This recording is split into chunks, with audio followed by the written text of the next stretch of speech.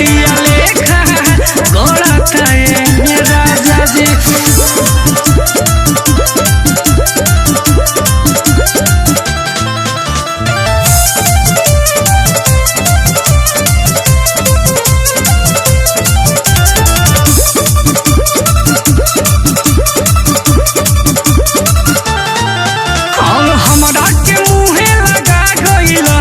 एक बेर सहिया चिखा गइल कैल जवन देह खोजतिया लागल ढक्कन हटा गइल।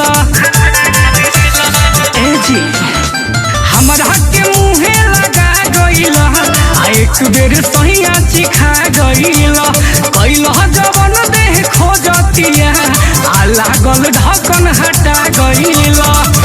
खैला बिना भलावा ताजा राजा जी खैला बिना भलावा ताजा सोता राजा जी।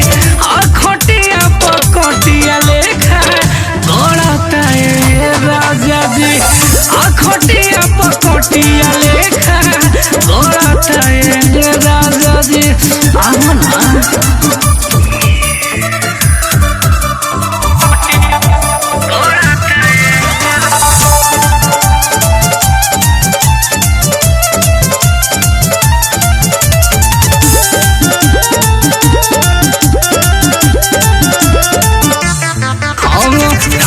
के चोली सरक जाला सपना में खटिया चरक जाला। के सोची का कहानी कही जागी तो जीवा धड़क जाला। ए जी राती के चोली सरक जाला सपना में खटिया चरक जाला। के सोची का कहानी कही जागी तो जीवा धड़क जाला। कोयली का विवेक आज पड़ता है राजा जी। कोयली का विवेक जवान पड़ता है राजा जी। खटिया पकटिया लेखा गड़ता है खटिया पकटिया लेखा गड़ता है राजा जी।